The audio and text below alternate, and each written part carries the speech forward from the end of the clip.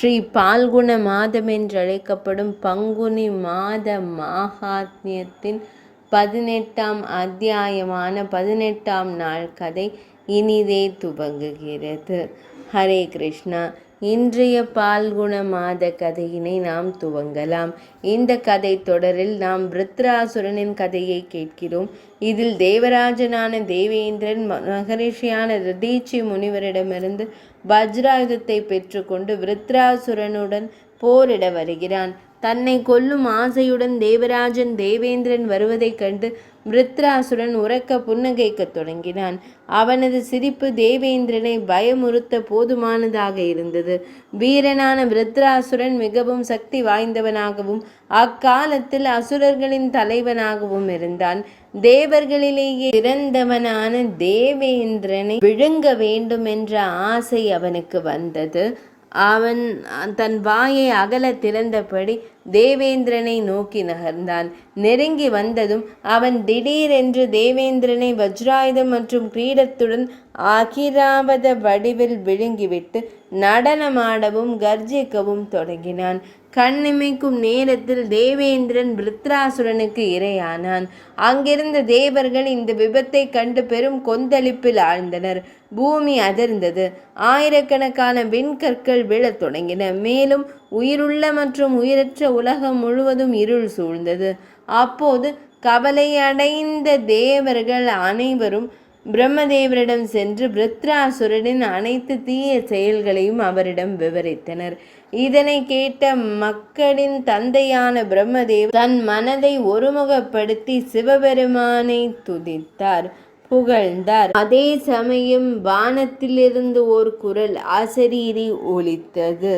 பிரதோஷ விரத சடங்கினை செய்யும் பொழுது உறக்கம் சில தீய செயல்களை செய்துவிட்டது. சிவ நிர்மால்யம், நெய், சிவலிங்க நிழல் ஆகியவற்றை சமர்ப்பித்து கோயிலை தொங்கவிடும் அந்த மூடர்கள் சிவகணங்களில் முதன்மையானவனான சந்தேஷனால் தண்டிக்கப்படுகிறார்கள் என்பதில் சந்தேகமில்லை. எனவே லிங்கத்தை வழிபடுவதற்கு முன் பிரதட்சிணையும் நமஸ்காரமும் செய்வது நிச்சயமாக நன்மையை தரும். அத்தகைய நல்ல புத்தியை வைத்து சிவலிங்கத்தை பிரதிஷ்டானத்துடன் வழிபட வேண்டும். பூனை, மௌல்சிரி, நாகேசர், நீல் தாமரை, கதம்பம் மற்றும் பல்வேறு வகையான தாமரை மலர்கள் 3 காலங்களிலும் எப்போதும் புனிதமானதாக கருதப்பட வேண்டும். மல்லிகை, பேலா, சேவதி, ஷியாம், புஷ்ப், குடாஜ், கர்ணிகார், குசம், செந்தாமரை இந்த மலர்கள் மாலையில் சிவலிங்கத்தை வழிபடுவதற்கு மிகவும் மங்களகரமானதாக கருதப்படுகின்றன. தாமரை மலர்கள் 3 வேளைகளிலும் புனிதமானவையாக கருதப்படுகின்றன. மேலும் குங்கும பூக்கள் மட்டுமே இரவில் மிகவும் புனிதமானவையாக கருதப்படுகின்றன. இவ்வாறு வழிபாட்டு முறைகளில் உள்ள வேறுபாடுகளை அறிந்து சிவலிங்கத்தை வழிபட வேண்டும். ஞானிகள் சிவன் ஆலயத்தில் எப்போதும் சாஸ்திர முறையை பின்பற்ற வேண்டும். சிவலிங்கத்திற்கும் நந்திகேஸ்வரருக்கும் அல்லது கண்டரருக்கும் இடையில் வலம் வரக்கூடாது. அவ்வாறு செய்பவர் பாவம் செய்தவர் ஆவார். இந்த தேவேந்திரன் தனது ராஜரீக குணத்தை பயன்படுத்தி தடை செய்யப்பட்ட அதே வலம் வருதலை செய்தான்.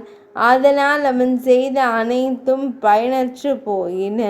இதனால்தான் இன்று விருத்ராசுரன் தேவேந்திரனை தன் இரையாக்கி கொண்டான்.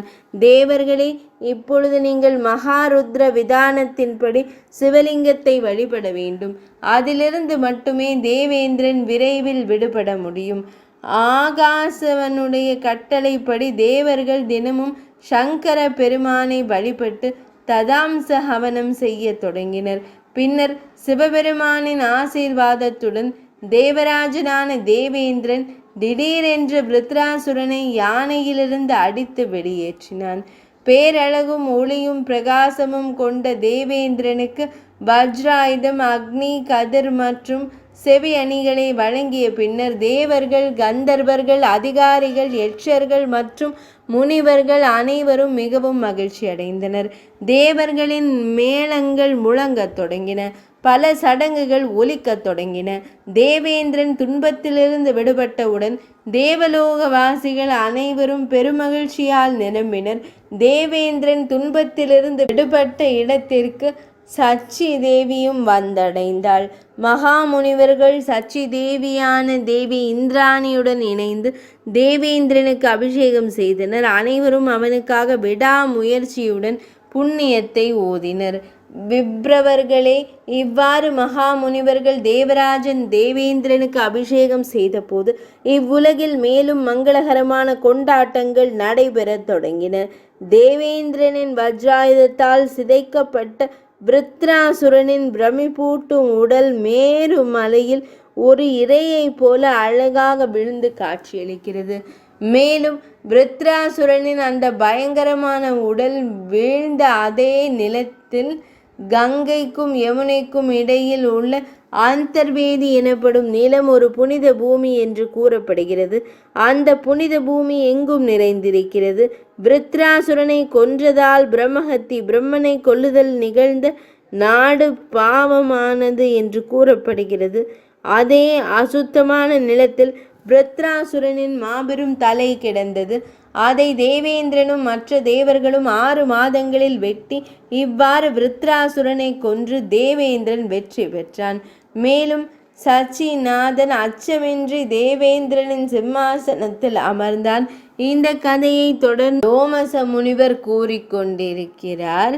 இதற்கிடையில் பாதாள உலகவாசியான மன்னன் பலியிடம் அசுரர்கள் வந்து தேவேந்திரனின் முயற்சிகள் அனைத்தையும் குறித்து அவனிடம் கூறினர். இதனை கேட்ட பின்னர் தாராள மனப்பான்மை கொண்ட விரோச்சனின் குமாரனான பலி சக்கரவர்த்தி சுக்ராச்சாரியாரிடம் வந்து, இறைவா, தேவேந்திரன் எங்களுக்கு எப்படி அடிபணிய முடியும் என்று கேட்டார். அதற்கு சுக்ராச்சாரியார், தைத்திய அரசரே, தாங்கள் விஸ்வஜித்து என்ற யாகத்தை செய்யுங்கள். யாகம் இல்லாமல் காரியம் நிறைவேறாது. நானும் அதனையே செய்கிறேன் என்று பதிலளித்தான். இவ்வாறு கூறி அவனது கட்டளைகளை ஏற்று தைத்தியராஜரான பலி யாகம் செய்ய எண்ணினான். பலி சக்கரவர்த்தி மிகவும் தாராள மனப்பான்மை கொண்டவனாக இருந்தான். அவன் யாகத்திற்கான ஏற்பாடுகளை செய்தான். தேவையான அனைத்து பொருட்களும் மிகுந்த கவனத்துடன் சேகரிக்கப்பட்டன. மகாத்மாவான சுக்கிரன் அந்த மாபெரும் யாகத்தை தொடங்கினான். யாகத்தின் ஒரு காட்சியை கண்ட மன்னன் பலி சக்கரவர்த்தி அக்னி தேவனை ஆகாரங்களால் திருப்திப்படுத்தினார். சடங்குகளின்படி அக்னி தேவனுக்கு ஆகாரங்கள் வழங்கப்பட்டு கொண்டிருந்த போது அதே கணத்தில் நெருப்பிலிருந்து மிகவும் அற்புதமான ஒரு எலி தோன்றியது. அதனுடன் 4 குதிரைகள் பூட்டப்பட்டிருந்தன. மேலும் பல கொடிகள் அசைக்கப்பட்டன. அந்த பெரிய வலிமையான எலியானது மிகுந்த முக்கியத்துவம் வாய்ந்த ஆயுதங்களை கொண்டிருந்ததுடன் பல அடுக்குகளால் அலங்கரிக்கப்பட்டிருந்தது.